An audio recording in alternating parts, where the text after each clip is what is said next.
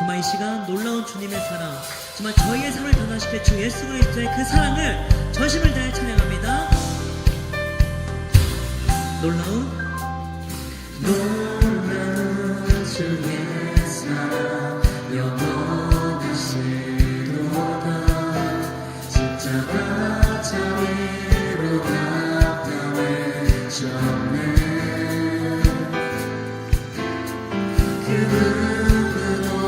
그 누구도 되찾지 못하리 아름답고 영화로우신 주. 다시 한번 고백합니다. 놀라운 주의 사랑, 놀라운 주의 사랑 영원하시도다. 십자가 자비로 나타내셨네. 그 누구도 그 무엇도 깨닫지 못합니다. 그 누구도 깨닫지 못하리 아름답고 영화로우신 주. 아름다우신 주 사랑하고 경배해 멈출 수 없는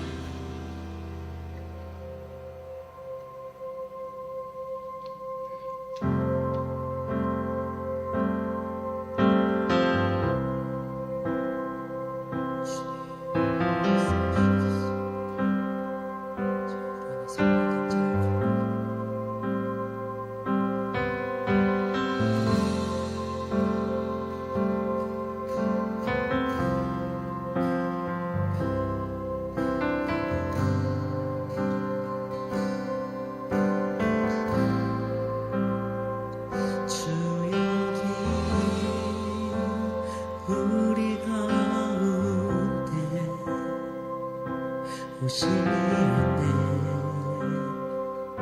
주 곁에 주 여기 이곳에 성령 운행하네 주 곁에 다 같이 고백합니다. 주 여기 주 여기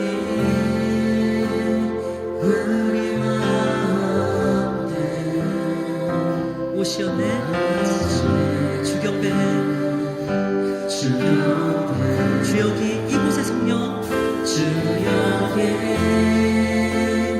이곳에 성령 은혜나네 주 여기 우리와 함께 주 여기 우리와 함께 거하시네 주 여기 부르신 대로 주 여기 부르신 대로 세우시네 주 큰 길을 만드시는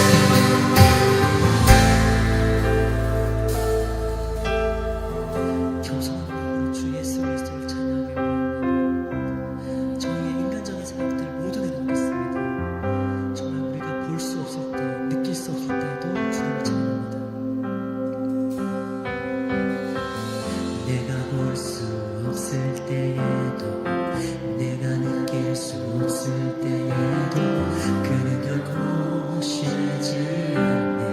그는 결코 쉬지 않네. 내가 볼 수 없을 때에도 내가 느낄 수 없을 때에도 그는 결코 쉬지 않네. 그는 결코 목소리도 커서 내가 볼 수 없을 때도 내가 볼 수 없을 때에도 내가 느낄 수 없을 때에도 그는 결코 쉬지 않네. 그는 결코 쉬지 않네. 내가 볼 수 없을 때에도 내가 느낄 수 없을 때에도 그는 결코 쉬지 않네. 그는 결코 큰 길을 만드시는 큰 길을 만드시는 분 큰 기적을 행하시는 분 그는 우리 향한 약속을 지키시는 분 어둠 속을 밝히시는 빛 그는 우리 향한 큰 길을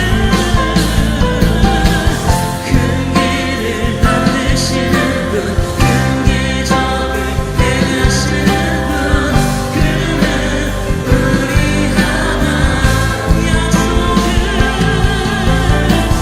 약속을 지키시는 분 어둠 속을 밝히시는 빛 그는 우리 하나님 우리 하나님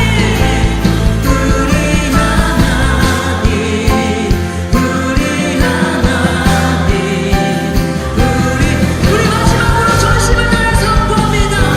우리 하나님 할렐루야. 우리 하나님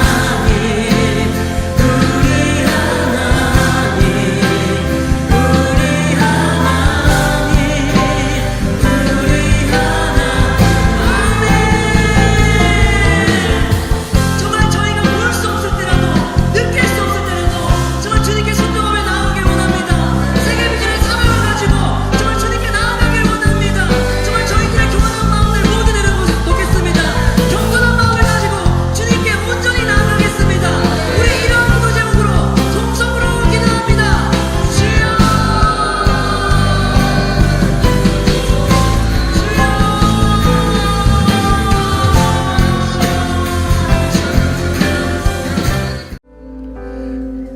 내가 달려갈 길과 주 예수께 받은 사명 곧 하나님의 은혜의 복음을 증언하는 길을 마치려 하면은 나의 생명조차 조금도 귀한 것으로 여기지 아니하겠노라. 아멘. 살아계시고 역사하시는 하나님 아버지, 한 주간 우리의 삶을 지켜주시고 주님의 전에 모여 예배드리게 하심에 감사드립니다. 먼저 우리의 죄를 고백하며 나아갑니다.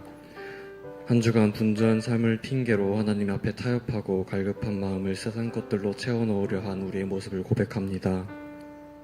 주께서 주신 살아가는 마음으로 서로를 바라보지 못하고 세상 가치관으로 판단하고 정죄했던 우리의 순간들을 회개합니다.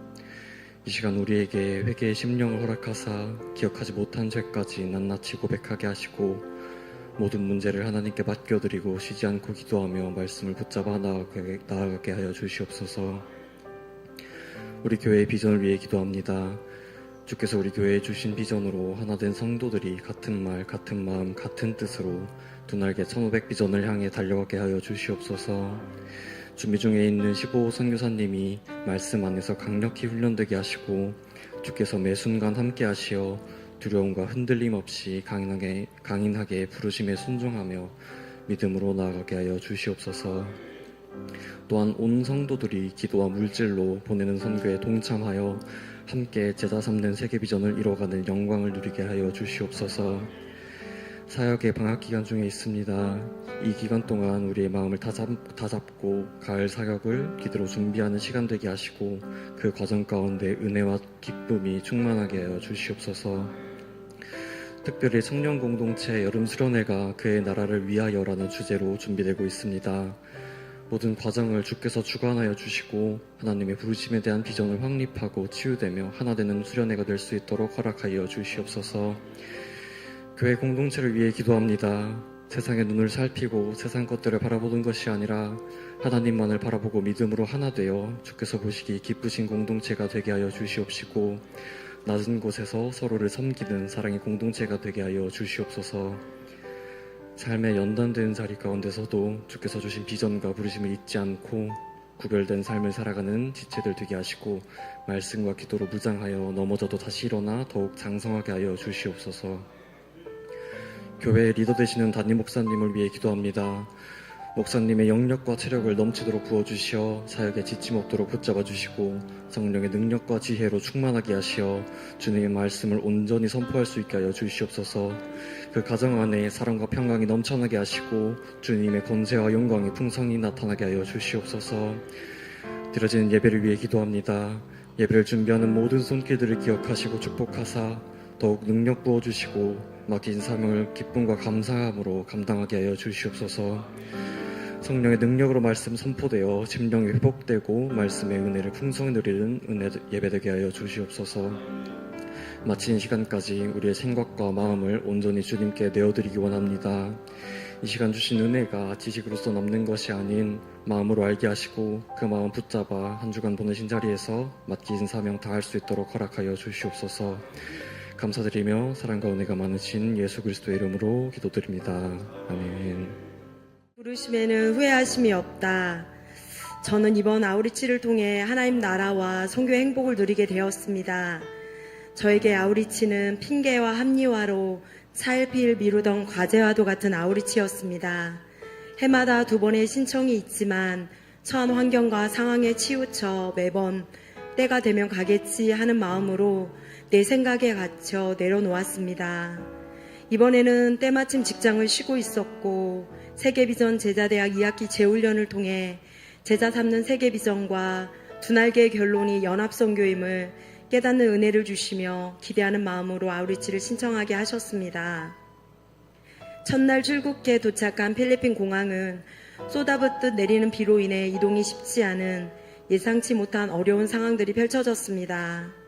그런 가운데 단기 선교사님들과 현지 사역자들이 우산도 쓰지 않은 채 비를 맞으며 이리저리 뛰어다니며 수많은 아우리치 참가자들을 이끌며 섬기는 모습은 정말 감동이었습니다. 숙소에 도착해 보니 작년에 홍수로 물에 잠겼던 숙소가 또다시 물에 잠겨 식당과 예배 장소에 마련한 침대 매트에 난민촌처럼 자야만 하는 해프닝도 있었지만 놀라운 것은 불평하는 사람이 단 한 명도 없었다고 했습니다. 하나님께서 부르신 순종의 자리에 선 자들에게는 오직 긍정의 모습만 보여졌습니다. 비로 인해 계획된 일정이 미뤄지고 바뀌면서 입국 후 첫날은 전도의 현장에 바로 나갈 수 없었지만 비가 내리는 가운데서도 두 날개 선교센터 부지와 마리끼나 교회를 방문하여 함께 기도했습니다. 선교센터 부지에는 잡초가 무성했지만 비를 맞으며 곳곳에 모여 기도하는 모습들을 보며 앞으로 선교센터를 통해 하나님이 하실 일들을 기대하는 마음을 저에게 주셨습니다. 마리끼나 교회가 코로나를 겪으며 예배당이 없어지는 위기가 있었다는 소식을 들었었는데 내가 도착한 마리끼나 교회에서는 당시 맨 땅에서 세우기 위해 함께 노력했던 우리 교회 기국 선교사님들의 헌신이 헛되지 않도록 하나님께서 선한 길로 인도해 주셨음을 보게 하시며 감동이 되었습니다. 하나님은 첫날 저녁 예배를 통해 말씀과 기도로 우리의 마음과 생각을 지키라는 은혜를 주시며 선교의 현장이 영적 전쟁임을 깨닫고 기도로 준비하게 하셨습니다. 그동안 아우리치 간증자들로부터 들었던 연합선교의 뜨거운 역사는 같은 말 같은 마음 같은 뜻되어 영혼을 살리고자 복음을 전하는 전도 현장에 있었습니다. 누구는 영어와 따갈로그로 복음을 전하고 누구는 동정과 전도지를 준비하며 서로 돕는 자가 되어 한 번에 여러 명을 영접 기도와 동전이화로 복음을 전했습니다. 누가 말하지 않아도 손발이 척척 맞았고 경험 많은 전도자는 시작 전에 미리 감당할 부분을 나누어 전도의 흐름이 끊기지 않도록 노하우도 보여주었습니다. 마닐라 지역에서 가장 기억에 남는 영혼은 같은 조가 되어 앞장서 돌격 마인드로 복음을 전하는 한 집사님의 모습을 보고 도전받아 제가 먼저 담대히 다가가 복음을 전했던 3명의 남자 아이들입니다. 아이들에게 더듬거리는 따갈로그어로 인사를 하며 복음을 전하자 동전 예화까지 끝까지 복음을 들어주었습니다. 끝나고도 아이들은 저에게 많은 질문을 했습니다. 그러나 언어의 장벽으로 현지인 사역자가 대신 대답해주고 저는 옆에서 안타까운 마음으로 기도할 수밖에 없었습니다. 마르키나 지역에서는 성인 자매와 한조가 되어 골목에서 전도하다 집으로 초청되어 들어가 내가 직접 복음을 전했던 27살의 미혼모 여성이 가장 기억에 남습니다. 텅 빈 방 안에 아무런 각오도 없이 4살쯤 된 여자아이를 키우는 엄마였습니다. 어둠에 사로잡혀 있던 이 영혼이 복음을 듣고 구원의 은혜와 꼭 행복한 삶을 살아가길 간절한 마음으로 복음을 전하고 기도했습니다. 감사하게도 해피미팅에 참석해 너무 기뻐 달려가 인사를 하고 웃어주었지만 더 많은 대화를 이어갈 수 없음에 답답하고 안타까웠습니다. 그럼에도 불구하고 하나님은 그 영혼이 다시 복음을 들을 수 있도록 인도하심에 감사했습니다. 마지막 전도의 현장은 비가 갑자기 많이 내려 우산을 쓰고 복음을 전하다 비에 온몸이 젖고 전도 책자가 젖고 있지만 누구도 비를 개의치 않고 끝까지 복음을 전하고 복음을 들음에 놀라웠습니다. 한국에서는 볼 수도 없고 상상할 수도 없는 장면입니다. 필리핀 선교 현장에 있으니 그동안 문제라고 여겼던 것들이 전혀 문제가 되지 않습니다. 전도의 현장에서 복음을 전하기에 바빴지만 어떻게든 그들에게 복음을 더 전하고 싶고 대화하고 싶은데 그렇지 못하는 저의 한계에 간절한 이 마음이 영혼 사랑하는 마음임을 뒤늦게 깨달았습니다.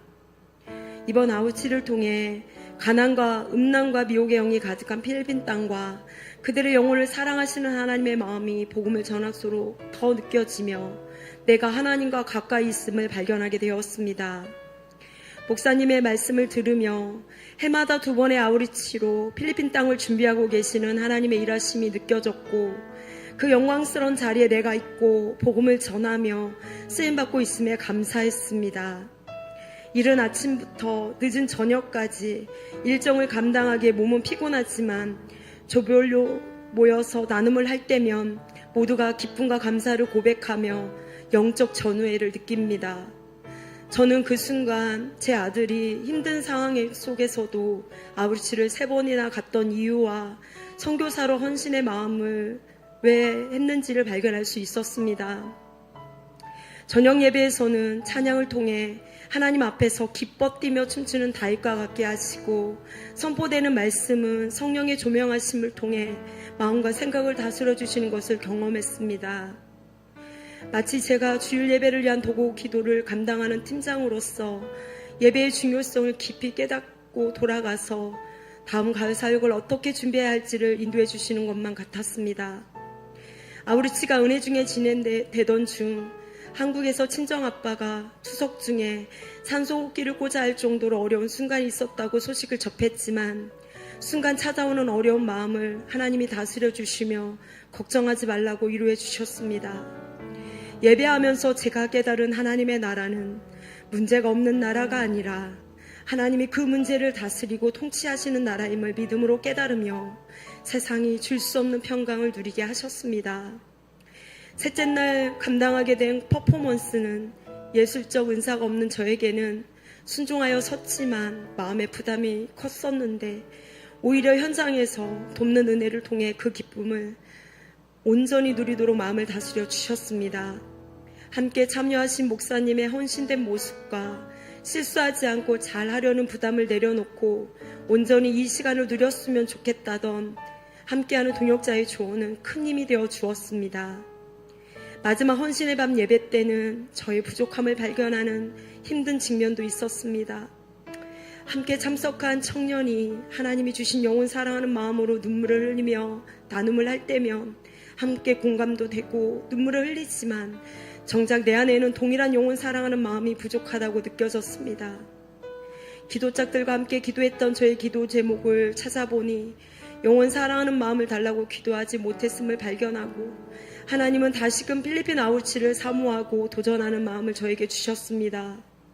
그래서 이번에 다시 신청한 겨울 아우리치에서는 메시지 전하는 것에 집중하지 않고 영혼에 집중하며 사랑하는 마음으로 복음을 전할 수 있도록 기도로 준비하려고 합니다. 끊임없이 아우리치의 참석을 권면하시며 이끌어주신 사랑하는 목사님 감사드립니다. 우기라는 날씨를 뛰어넘어 함께 참석하여 배려하고 끌어주고 밀어주며 행복한 시간을 만들어준 팀원들 너무 사랑합니다. 나를 포기하지 않으시고 여기까지 인도하시고 짧지만 나가는 선교사로 불러주신 가장 좋은 것으로 채워주시는 변함없는 나의 사랑하는 하나님께 이 모든 영광을 올려드립니다. 필리핀 아우리치 잘 되고 있습니다. 선교는 사랑이고 행복입니다. 감사합니다. 할렐루야. 자, 제가 오늘 소개해드릴 분은 우리 저에게는 너무나도 귀하고 소중한 선배 목사님이시고 또 노회에서 선배님이시고 또 목회자로서도 너무 귀한 멘토가 되어주시는 분입니다. 오늘 각설하고 너무 많은 시간을 기다리게 해드려서 우리 성경 말씀은 이따가 제가 읽으려고 왔는데 기다리고 계셔가지고 자, 우리 목사님 소개할 때 큰 박수로 같이 맞이하도록 하겠습니다. 우리 고혁성 목사님 나오시겠습니다.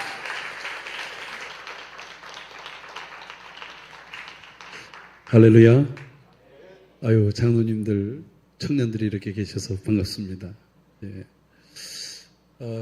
여러분들과 만나게 돼서 정말 반갑습니다. 몇 년 만에 또 이렇게 뵈는 것 같은데, 그때보다 더 반가운 것은 교회 예배의 분위기와 모습이 더 깊어진 것 같고, 더 아름답고, 판타스틱하고, 엘레강스하고 그런 것 같아요. 이 시간에 하나님께서 짧지만 우리에게 큰 은혜 주시기를 소원합니다. 함께 나눌 말씀은 히브리서 11장 38절 말씀인데 우리 같이 함께 읽어보도록 하겠습니다. 이런 사람은 세상이 감당하지 못하느니라. 그들이 광야와 산과 동굴과 토굴에 유리하였느니라. 아멘.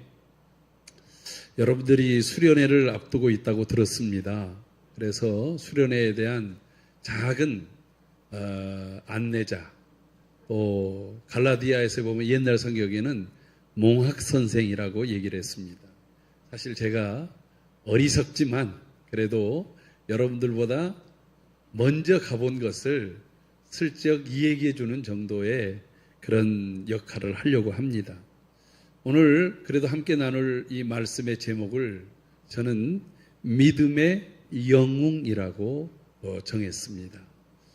그런데 사실 보니까 오늘 예배를 인도하시는, 아까 찬양을 인도하는 분, 또 기도를 하시는 분, 간증을 하시는 분, 광고를 하시는 분 뿐만 아니라 함께 앉아서 호흡하는 여러분들 모두가 바로 믿음의 영웅들이라고 생각을 합니다. 할렐루야. 예, 그렇게 잘 되고 있습니까? 나는 아무리 봐도 영웅이 아닌데요. 그럼 이름을 바꾸세요. 네.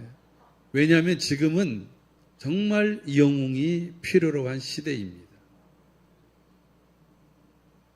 영웅이 어디서 나오기를 아무리 기대해도 잘 나오지 않을 때 하나님께서는 준비하신 영웅들을 일으키셔서 하나님의 시대를, 하나님의 때를 밝혀 가십니다.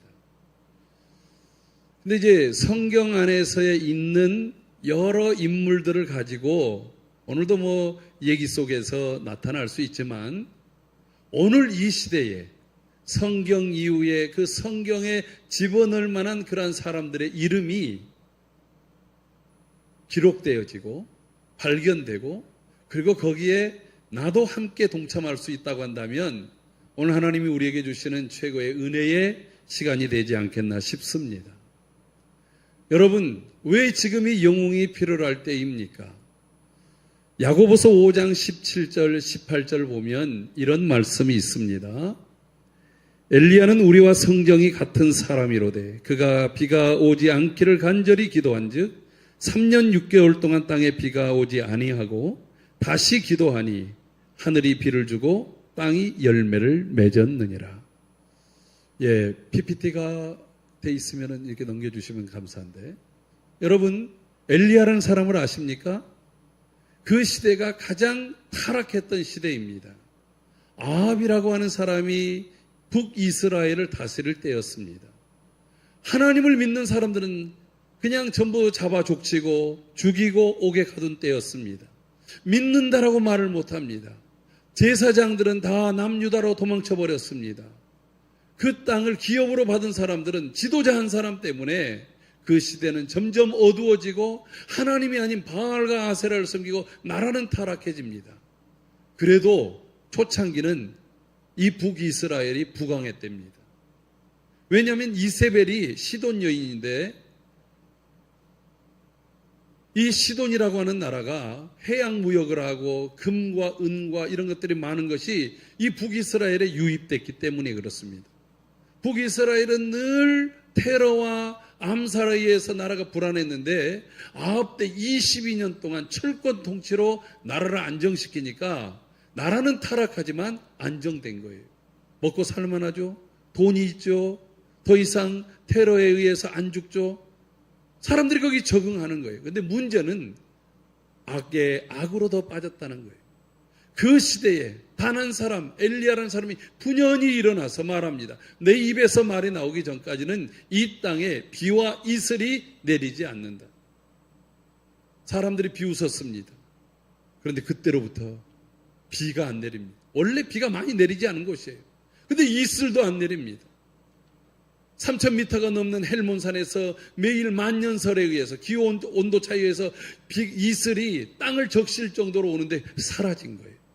하루, 이틀, 일주일, 한 달 참을 수 있습니다. 그런데 그게 석 달, 넉 달 되어지자 사람들이 물을 찾지 못합니다. 작은 지루부터 시작해서 큰 강들까지 다 말라 비틀어집니다. 그때 엘리야가 다시 나타납니다. 하나님의 말씀대로 그가 기도했더니 하늘에서 비가 내립니다. 땅이 살아납니다. 그리고 바알에게로 아세라에게로 흩어졌던 그 마음들이 하나님께로 돌이키게 됩니다. 그가 바로 영웅입니다. 어려운 시대는 이러한 영웅들이 필요로 합니다. 난세는 영웅을 부릅니다. 여러분, 위기를 기회로 삼을 수 있는 사람, 그런 사람이 바로 영웅입니다. 사무엘상 17장 45절에 보면 다윗이 블레셋 사람에게 이르되 너는 칼과 단창으로 내게 나오거니와 나는 만군의 여호와의 이름 곧 내가 모욕하는 이스라엘 군대의 하나님의 이름으로 내게 나아가노라. 여러분, 다윗과 골리앗의 싸움을 잘할 것입니다. 지금도 예수 안 믿는 사람들도 불가능한 싸움, 불가능한 도전을 얘기할 때 다윗과 골리앗과 같다라고 얘기합니다. 여러분, 골리앗은, 블레셋의 장수 골리앗은 어려서부터 그는 용사였습니다. 그가 키가 6척 한 뼘이나 된다고 그랬어요. 요 한 척이 45cm예요. 거기에 이 손가락 하나를 더 이렇게 보태면은 거의 290cm예요. 누가 그 사람을 따라가겠습니까?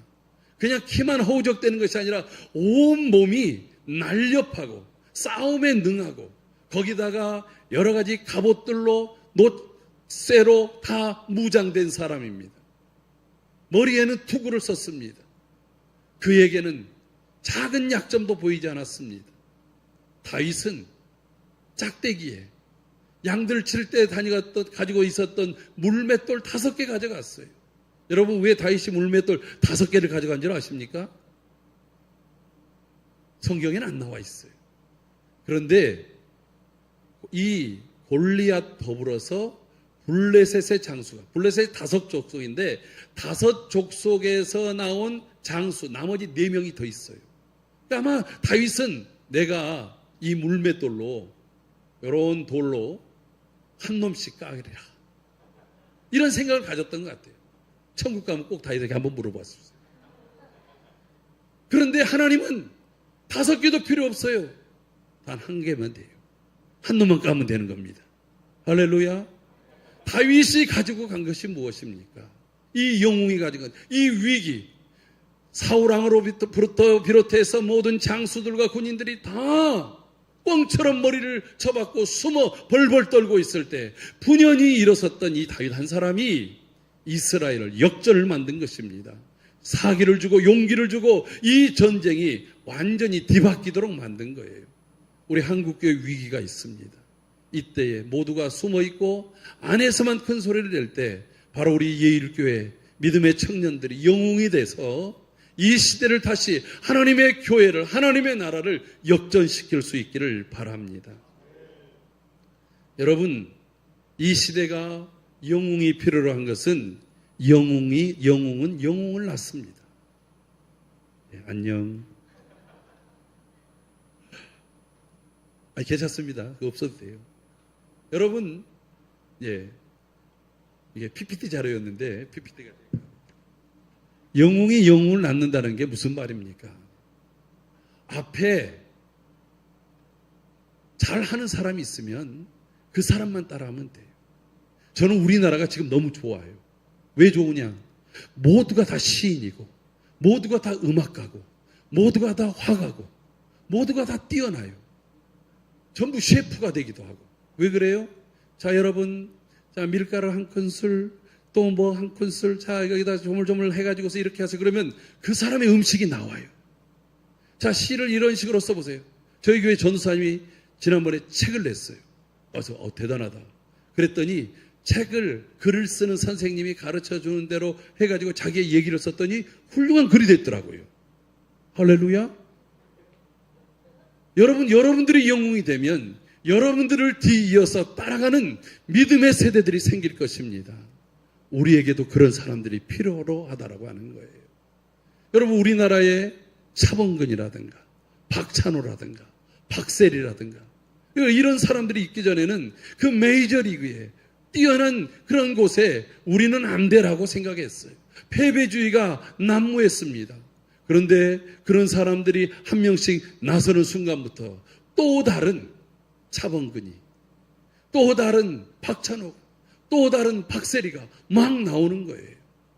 오늘 성경에서 조금 전에 얘기했던 엘리야든지 다윗이든지 아니면 또 다른 이 히브리서 11장에 나왔던 믿음의 영웅들과 같은 그들 중에는 이름이 뛰어난 사람도 있지만 이름 없는 영웅들이 더 많다라고 하는 거예요. 각자의 자리에서 믿음을 지키고 하나님의 나라를 지키고. 왜 이들이 영웅입니까? 오늘 11장 38절에 이야기한 것이 세상이 이들을 감당하지 못하였느니라. 할렐루야. 세상이 감당할 수 없는 사람들. 오늘 우리도 함께 이 믿음의 영웅의 길을 가봅시다. 여러분, 엘리야가 뛰어난 영웅이지만 엘리야 다음을 이었던 엘리사는 더 뛰어난 사람이에요. 왠 줄 아십니까? 청출어람처럼 그가 스승에게 요구한 것은 당신이 가졌던, 당신 속에 역사했던 성령이 갑절이나 내게 나타나기를 원합니다. 할렐루야. 네가 어려운 것을 구하는도다.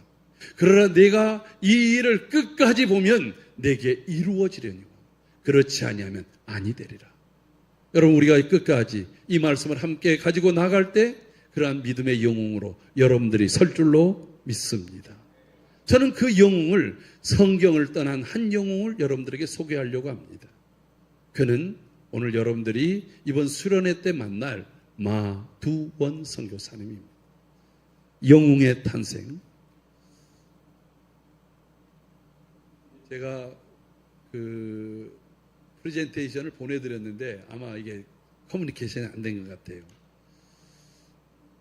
나중에 한번 그 수련회 때라도 이번에 사진과 이번에 내용을 보시기 바랍니다. 이 마두원이라는 사람이 누구인가? 마두원, 그러니까 한국 사람 같지요? 미국 분이십니다. 이분은 1899년 5월 22일 미국 캘리포니아주 스톡턴이라는 곳에서 태어나셨습니다. 몇 년도에 태어났다고요? 1899년. 그리고 이분은 영국에서, 그분의 조상들이 영국 스코틀랜드에서 미국으로 이주한 청교도 후손들입니다. 영국이라는 나라는 이 나라가 4개로 나눠져 있어요. 그래서 맨 아래쪽에 웨일즈라는 데가 있고 잉글랜드가 있고 맨 북쪽에 스코틀랜드가 있어요. 그리고 섬 넘어서 아일랜드가 있습니다. 아일랜드는 아일랜드, 남 아일랜드 해가지고 한쪽은 아일랜드라는 나라고 또 한쪽은 영국에 속해 있습니다. 이 나라는 민족도 다르고 서로 의식도 달라요. 근데 이 스코틀랜드는 영국 주류 사회로부터 쫓겨난 사람들이 사는 곳인데 영국에서 종교 개혁이 일어날 때 이 스코틀랜드는 칼빈의 영향을 받은 개혁파 신앙을 가진 사람들이 주로 몰려 있는 곳이에요. 그러니까 이 마두원, 원래 이름은 말스베리라고 하는 이 마두원 선교사님의 집안은 우리 이 개혁교회의 신앙 전통을 가진 분들이 미국으로 이주했습니다. 이분은 9남매 중에 7번째 아들이었습니다. 이분이 1920년, 그러니까 21살 때 캘리포니아에 있는 프레즈노라고 하는 음악대학을 졸업합니다.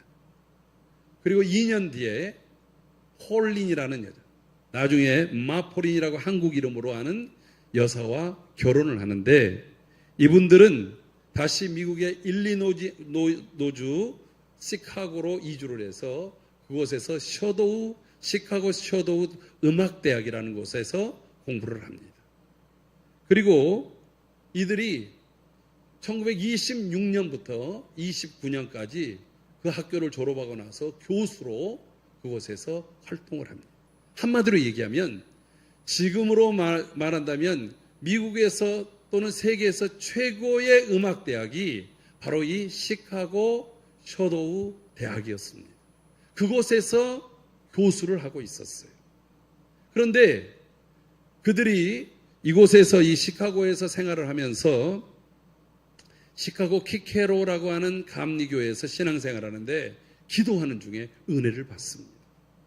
은혜를 무엇으로 받냐면 하나님의 말씀 골로새서 3장 1절 말씀이 그의 마음속에 확 와닿았어요. 여러분 이곳에서 신앙생활하면서 목사님을 통해서 주어지는 하나님의 말씀이 꽂힐 때 그 말씀을 여러분들의 삶의 제목으로 붙잡으십시오. 골로새서 3장 1절에 이렇게 나와 있습니다. 그러므로 너희가 그리스도와 함께 다시 살리심을 받았으니 위의 것을 찾으라. 거기는 그리스도께서 하나님 우편에 앉아 계시느니라. 이제 출세가 보장됩니다. 연봉은 점점 늘어납니다. 학교에서 보직이 안정적입니다. 두 부부가 다 교수로 사람들에게 존경을 받습니다. 교회에서도 음악가로 여러 가지 공연들을 하면서 인기가 올라갑니다. 그런데 하나님께서 이 말씀을 주는 거예요. 너는 땅의 것을 찾지 말고 위의 것을 찾으라. 하나님 내가 이 말씀대로 살기를 원합니다. 그럴 때 1929년 연초에 그 시카고 대학의 뉴올린 박사를 통해서 제안을 받습니다. 저 동양 땅 아시아 조선이라는 나라에서 한 선교사가 왔어요. 과관련이라고 하는 찰스 알렌 클라크라고 하는 선교사, 이 과관련 선교사가 이 대학에 가서 우리 학교에 음악을 전공하는 선교사가 없습니다. 음악 전공한 선교사를 보내주세요. 숭실대학교, 평양에 있던 숭실대학교에서 음악 교수를 찾고 있습니다.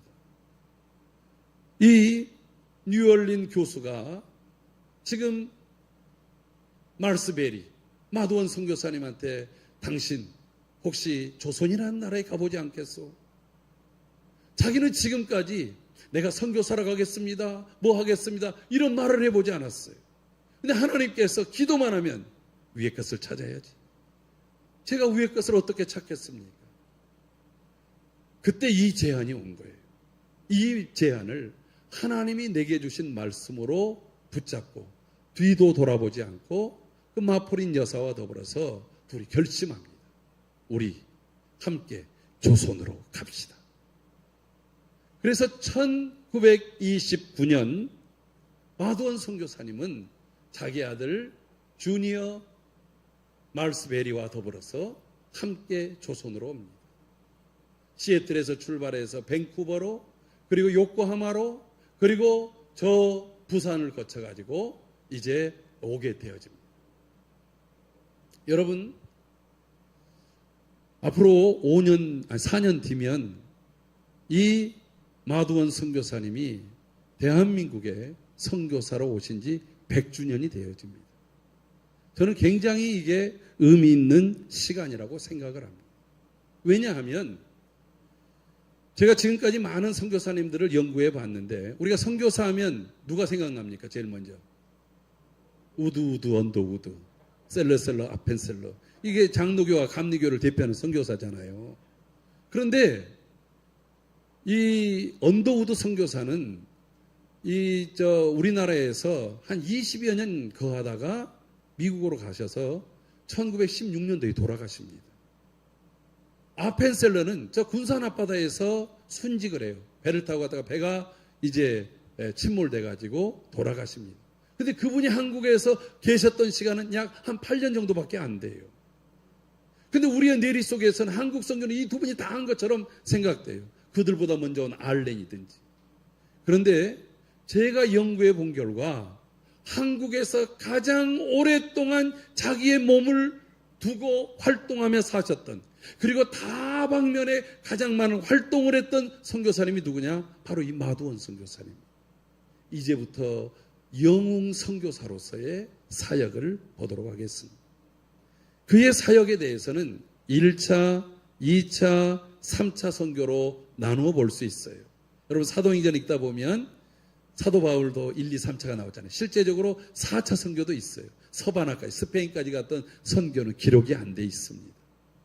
마두원 선교사님은 1929년도에 평양으로 올라갑니다. 왜냐하면 그곳에 바로 뭐가 있었어요? 숭실대학교. 지금 서울에 있지만 원래는 숭실대학교가 평양에 있었단 말이에요. 그 숭실대학교는 바로 신학교로부터 출발합니다. 그리고 여러 과들이 함께 있습니다. 이 숭실대학교에서 제대로 된 음악 선교사로서, 평신도 선교사로서 사역을 시작했어요. 여러분, 이 제대로 된 사람이라는 게 이게 굉장히 중요하더라고요. 제가 중국 사역을 주로 이제 많이 선교지를 많이 갈 때 거기에 중국에 가면 여명대학이라는 데가 있습니다. 근데 이 대학은 모택동이 각 소수민족들을 불러가지고 내가 니네들을 위해서 뭐 해줄까 할 때 어떤 데는 다리를 놔주세요. 어떤 때는 건물을 지어주세요. 어떤 때는 뭐 먹을 걸 주세요 하는데 우리 조선족들은 뭐라고 얘기하냐면 우리에게 대학 하나를 세워주세요. 농민들을 잘 교육해서 가르칠 수 있는 농민대학을 하나 세워주세요. 그렇게 해서 연길에 세워진 학교가 여명대학이에요.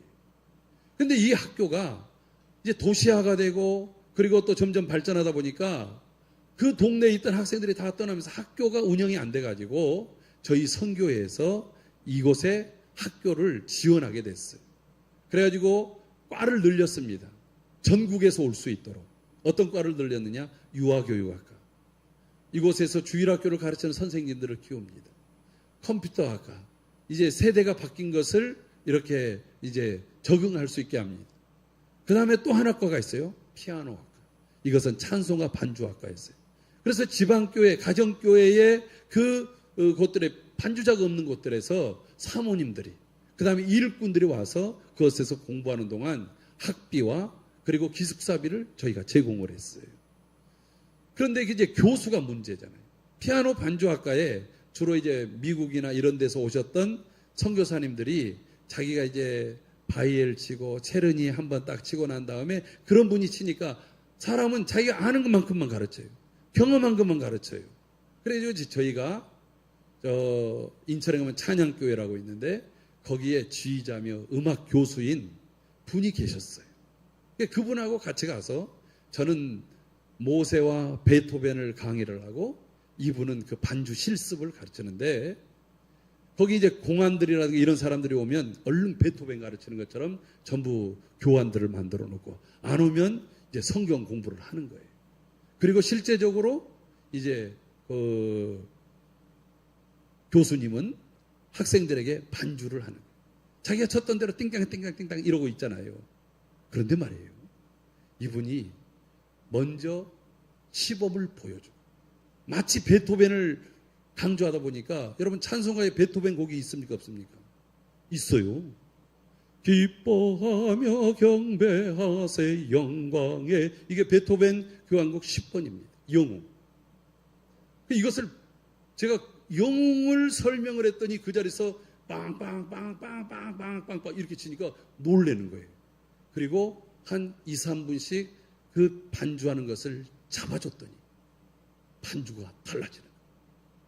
느낌이 달라지고 실력이 달라지고. 이틀 연습했는데 2년 배운 것보다 훨씬 진보가 빨라지는 거예요. 여러분, 이게 영웅을 따라가는 길입니다. 그러니까 이 마두원 선교사님으로 인해서 숭실대학교의 퀄리티가 달라지는 거예요. 전국에서 음악을 배우고자 하는 사람들이 올려. 일본에서도 옵니다. 만주에서도 옵니다. 심지어는 저 동남아 태국이라든가 이런 데서도 세계적인 음악가가 왔다는 얘기를 듣고 옵니다. 그런데 이분이 음악가일 뿐만 아니라 뛰어난 기도의 사람이었습니다. 숭실대학교가 기도의 장으로 바뀝니다. 근데 이분이 온 시기가 1929년도. 여러분, 1930년 이후부터 일본은 문화정책을 펼칩니다. 그리고 또 점점 그걸 강화시킵니다. 그리고 나서 급기야 민족의 의식을 바꾸기 위해서 행한 일이 신사참배입니다. 여러분, 이 숭실대학교는 신사참배를 거부합니다. 그러다 보니까 1936년도 교수직을 잘립니다. 그러니까 집에서 모여서 기도회를 합니다. 학교에는 못 가니까 학생들과 사람들이, 거기에 기도회 한경직 목사님 이런 분들이 몰려옵니다. 이 마두원 선교사님의 제자에는 안익태, 현재명 이런 분들이 그곳에서 훈련을 받습니다. 여러분, 애국가가 그냥 괜히 나온 게 아니에요. 하나님이 보아서 우리나라 만세가 괜히 나온 게 아닙니다. 그 속에 복음이 심겨졌기 때문에 나옵니다. 여러분, 샌프란시스코에 가면 상한감리교회라는 데 있어요. 거기에 안익태 선생이 그곳에서 신앙생활했다가 제가 그 교회 방문했다가 깜짝 놀랐어요. 그곳에 늘상 조국을 위해서 기도하고 하나님 앞에 눈물을 흘려 찬양했던 그들의 흔적들이 거기 남아있던 거예요. 어디서부터 배웠어요? 바로 이곳에서 배운 거예요. 마두원 선교사님을 통해 배운 겁니다. 교수직에서 잘린 다음에 기도합니다. 강력하게 기도합니다. 그러다가 1938년 한국교회는 말할 수 없는 그 범죄를 범하고 맙니다. 그게 뭔 줄 아십니까? 제27대 총회에서 신사참배는 우상숭배가 아니다. 그것은 다만 국가에 대한 예의일 뿐이다. 신사참배 합헌이라고 하는 것을 교회가 결정을 합니다. 여러분, 이 사건으로 인해서 교인들은 교회에 우상이 들어온 거예요. 북이스라엘처럼 된 거예요. 이것을 강하게 반대하던 사람이 바로 마두원 선교사님입니다. 이분은 신사참배에 대해서 반대할 뿐만 아니라 그곳에서 일본인 목사 전영복이라는 분을 초청을 해서 숭실대학교 학생들을 다 불러다가 부흥회를 한 거예요. 신사참배, 우상숭배, 신사참배, 우상숭배. 우리 모두 하나님만 섬기세요. 할렐루야. 목숨을 내건 일을 합니다. 여러분, 이 일로 인해서 1938년 숭실대학교는 폐교를 당합니다. 그래도 끝끝내 안 나가고, 미국이니까 함부로 하지 못한 그걸 가지고 신사참배를 반대하고 이 땅을 위해서 기도하던 마두원 선교사님은 1940년 일본 사람들로부터 추방을 당합니다. 당신은 미국으로 가시오. 강제 추방을 당해요. 여러분, 이런 일을 당하면 어떤 마음이 들겠습니까? 주님, 제가 주님을 위해서 이곳에 왔잖아요. 제 출세길 버리고 왔잖아요. 어떻게 이럴 수 있습니까? 원망도 할 만한데 마두원 선교사님은 이때를 기회의 때로 삼았습니다. 여러분, 영웅에게는 항상 위기가 와요. 위기가 왔을 때 좌절할 것이냐, 포기할 것이냐, 여러분, 아니면 그것을 제2의 기회로 삼을 것이냐. 마두원은 미국으로 건너갑니다. 미국에서 자기가 평신도로 있어 보니까 한계가 있어요. 목사님들 고집이 심하잖아요. 정말 모든 게 뛰어난데 평신도라고 하면 집사님 거기 앉으세요. 장로님 거기 앉으세요. 저는 절대 그러지 않아요. 장로님 그렇죠? 어쨌든 그래서 내가 나의 음악 전문 지식을 더 발전시키려면 신학을 공부해야겠구나. 그래서 시카고에 있는 무디 성경학교에 들어가서 신학을 배웁니다. 그곳에서 박사과정까지 해요.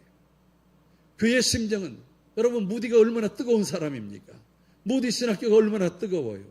그래서 뜨거운 열정으로 막 쌓고 있습니다. 그리고 그는 캐나다 알버타주 프레어리 신학대학에서 신학과 음악 강의를 합니다. 여러분, 그는 나중에 1948년도 페이스 신학교로부터 박사학위, 명예 박사학위를 받습니다. 그런데 그가 출발할 때는 미국의 북장로교단 출신 선교사로서 처음에 한국에 왔는데 1948년도에 이 북장로교회를 탈퇴를. 왜 탈퇴를 한 줄 아십니까? 그때 미국의 많은 교단과 신학교들이 자유주의로 바뀝니다. 쉽게 자유주의라는 말은 이런 말이에요. 우리는 성경을 하나님의 말씀으로 믿습니다. 성경만이 진리입니다. 이것을 보수주의라고 합니다. 진리를 보수한다. 그런데 성경은 사람들이 의해서 쓰여진 책입니다. 하나님의 감동을 받은 대로 느낌대로 쓴 것입니다. 이렇게 얘기를 하면 이것을 자유주의라고 합니다. 여러분, 우리는 끝까지 이 하나님의 말씀, 모든 성경 하나님의 감동으로 된 것으로 교훈과 책망과 바르게 함과 의로 교육하게 유익하니라. 오직 성경 외에는 진리가 없습니다. 성경을 가감하는 자는 반드시 하나님께서 그들을 화했다라고 말씀하신 그대로 믿습니다. 여러분, 이 마두원 선교사님은 성경이 오직 진리라고 하는 그 신앙을 지키고 있었습니다. 그런데 자기가 소속되어져 있는 북장로교회가 자유주의로 바뀌니까 그것을 떠납니다.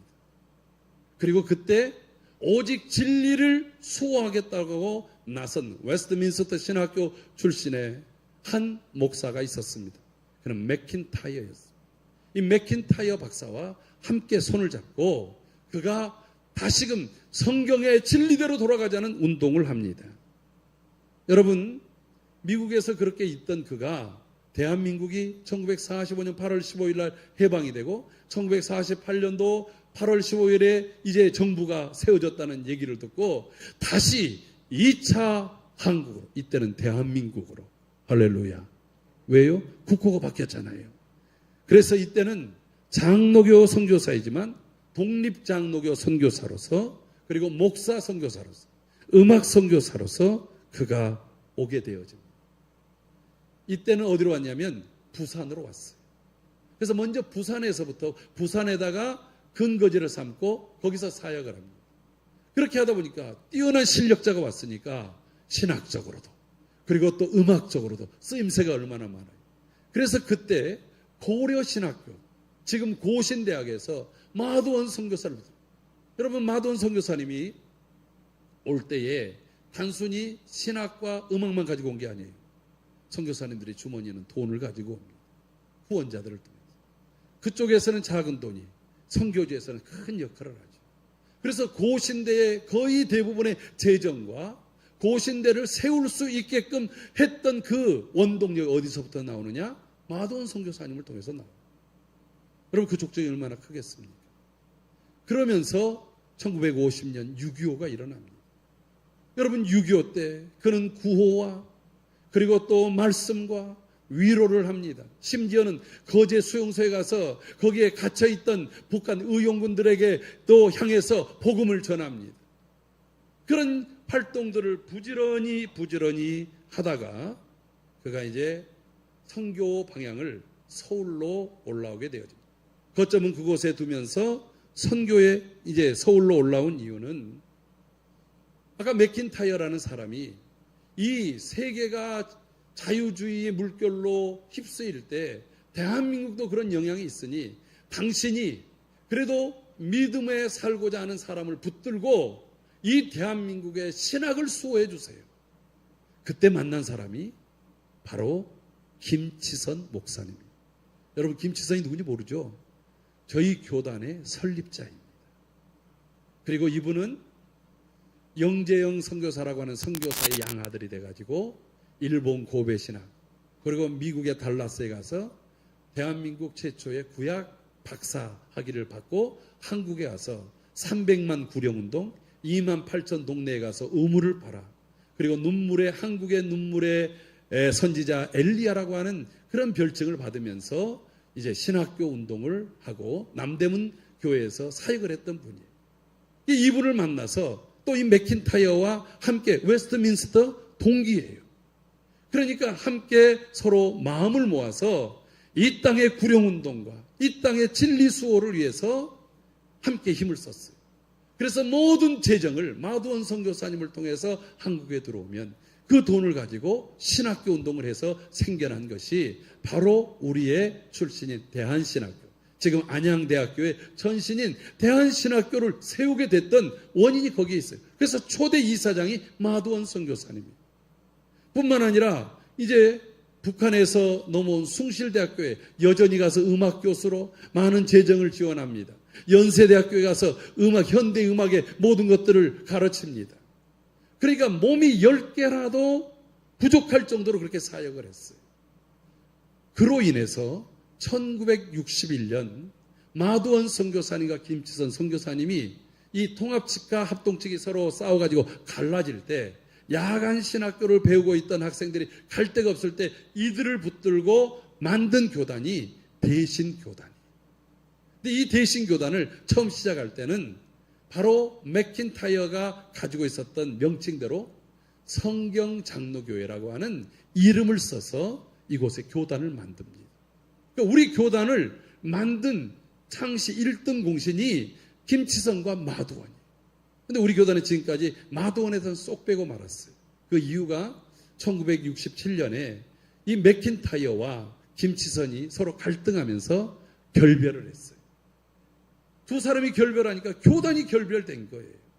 그러다 보니까 성경장로교회 쪽에 있는 분들은 이 마두원 선교사님을 따르는 제자들은 마두원 선교사님, 김치선 목사님을 따르는 분들은 또 이제 대신으로 이렇게 이제 나누게 되는 아픔이 있다가 이것이 1991년도인가요? 이 성경장로교 쪽에 있던 분들이 우리 교단하고 다시 합했어요.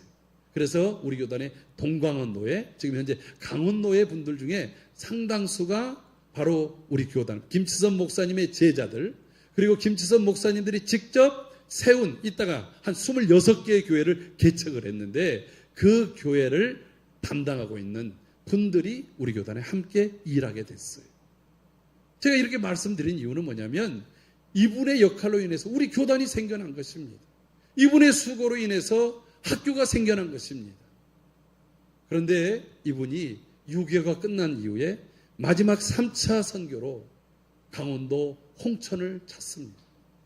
이분이 강원도 홍천을 찾은 이유가 있습니다.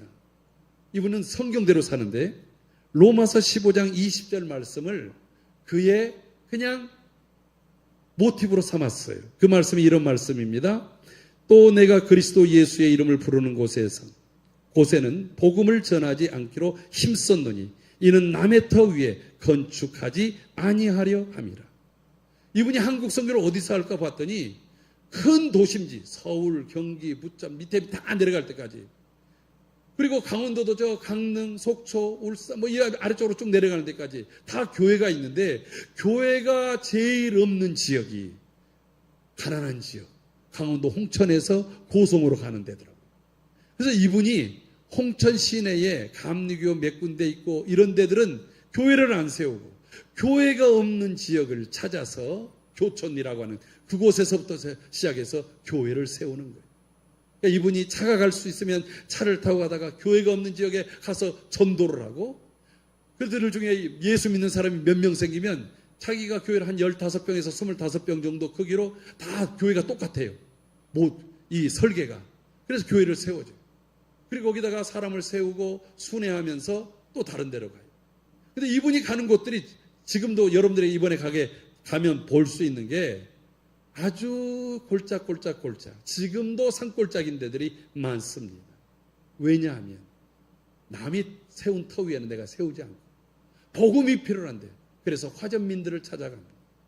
가난하고 버려지고 굶주려 있는 그들에게 복음을 전했던 것입니다. 여러분, 그로 인해서 여러분들이 이제 가서 만나게 될 홍천희망교회 김광섭 원로 목사님은 그분의 수제자와 같은 분입니다. 그분이 직접 결혼했던 교회, 그 교회가 유일하게 그 마돈 선교사님이 지었던 모습을 그대로 보관하고 있어요. 나머지 교회들은 새로 다 지어져 가지고 흔적을 찾을 수 없는데 그 교회를 가면 여러분들이 그 모습을 보게 될 것입니다. 그리고 김광섭 목사님 바로 그 자리에서 당신이 결혼식을 했대요. 마두원 선교사님이 주례로.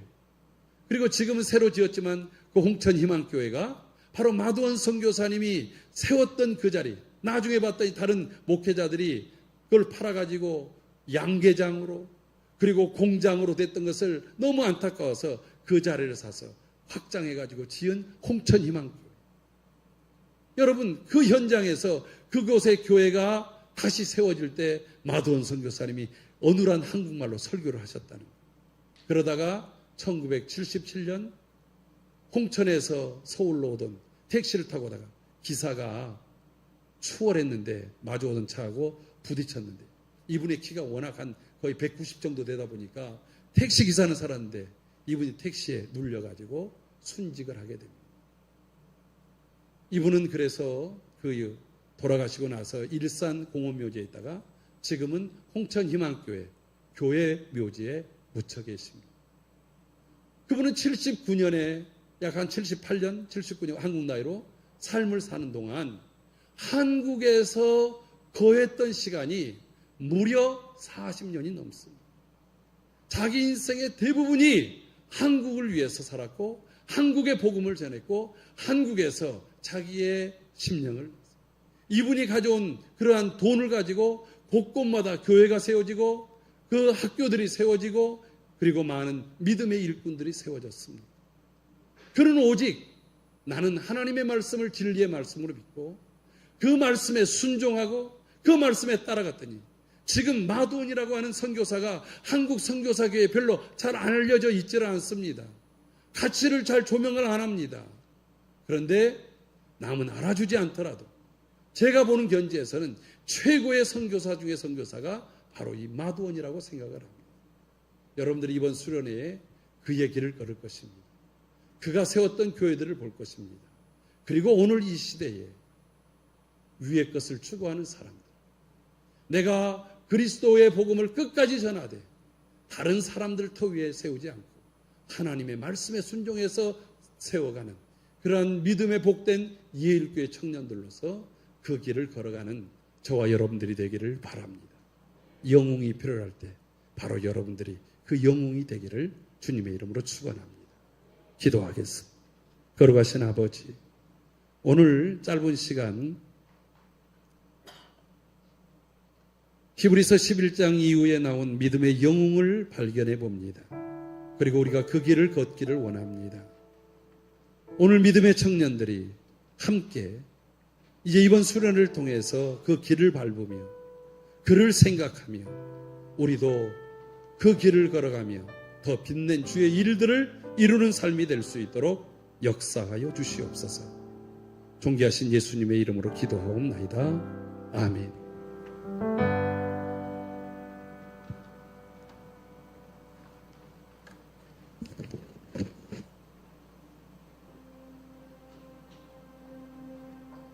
네, 우리 찬양하시는 동안 준비하신 부분 하시겠습니다.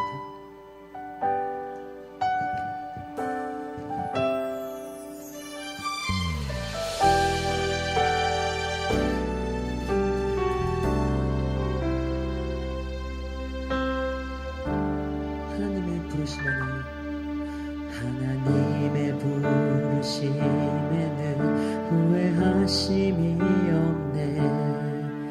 내가 이 자리에 선 것도 주의 부르심이라.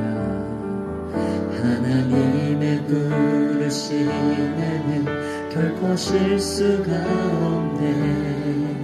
그 부르심 하나님의 신실하심을 믿네. 작은 나를 부르시면은 작은 나를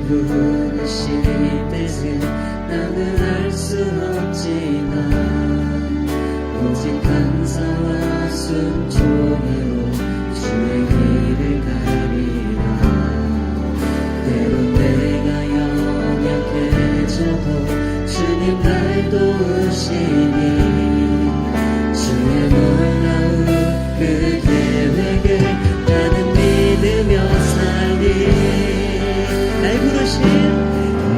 부르신 뜻 내 생각보다 크고 나의 강한 계획 나의 지혜로 증명 못하나 가장 좋은 길로 가장 완전한 길로 오늘도 날 이끄시니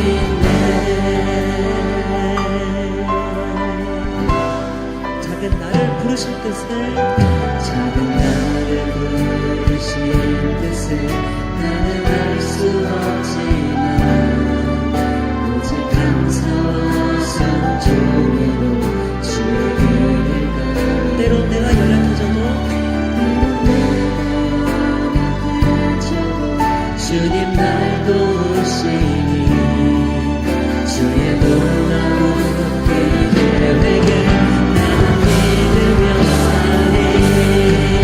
날 부르신 뜻 내 생각보다 크고 나의 강한 계획 나의 지혜로 증명 못하나 가장 좋은 길로 가장 완전한 길로 오늘도 날 이끄시니. 날 부르신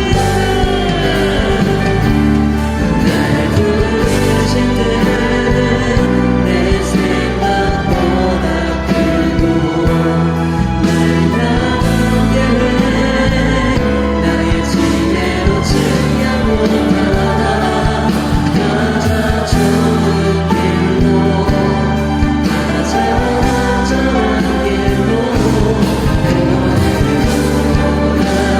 우리 목소리를 들어서 부탁합니다. 날 부르신 뜻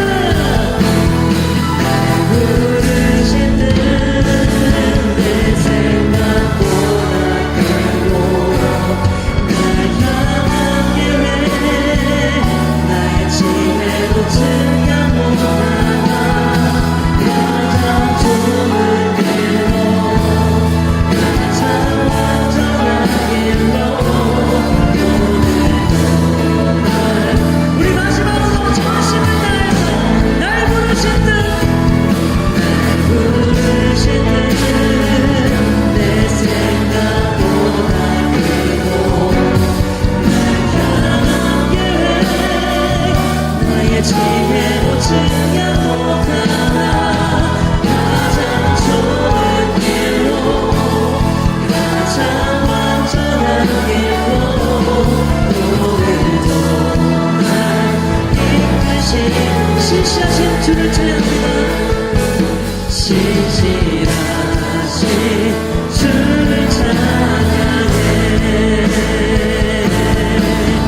아멘. 주님께 영광의 박수 올려드립니다. 걸어가신 아버지 감사합니다. 믿음으로 살기를 원합니다. 순종하며 살기를 원합니다. 믿음의 길을 걸었던 이들을 따라 우리도 본받아서 그 일을 이루기를 원합니다. 여기 믿음의 영웅들이 있습니다. 태어나는 것이 아니라 훈련으로 되어진 믿음의 영웅들, 하나님 영광을 위해 사용하여 주옵소서. 저들이 마음을 다하여 주님 앞에 예물을 드립니다. 주님의 것을 주님 것으로 고백하고 드립니다. 주님 위에 사용되게 하옵소서. 더 힘있게 사용되게 하옵소서. 드릴 때 기쁨이 있게 하시고 자원함이 있게 하시고 힘써 드릴 수 있는 믿음이 있게 하여 주옵소서. 믿음의 진보 그리고 그 드림으로 말미암은 축복이 차고 넘치는 축복, 흔들어 넘치도록 하나님 부어주시고 마음껏 사용하여 주시옵소서. 이들이 가는 모든 길들마다 이들이 걷는 모든 길마다, 이들이 행하려고 하는 모든 계획마다 주님 앞서 행하여 주시고 그 일들을 지배하여 주시고 다스려 주시옵소서. 이제는 영웅의 길을 우리에게 보여주신 우리 구주 예수 그리스도의 크신 은혜와 그 아들을 아낌없이 내어주신 우리 아버지 하나님의 사랑하심과 우리 속에서 그 길을 묵묵히 넉넉히 힘있게 갈 수 있도록 도우시는 성령 하나님, 위로와 감동과 역사하심이 하나님 나라를 위한 작은 영웅들로서 그 믿음의 길을 걷기를 소원하는 우리 예일교회 모든 청년들, 성도들, 그리고 또한 주님 온 교회 위에 이제로부터 영원토록 함께 계실지어다. 아멘.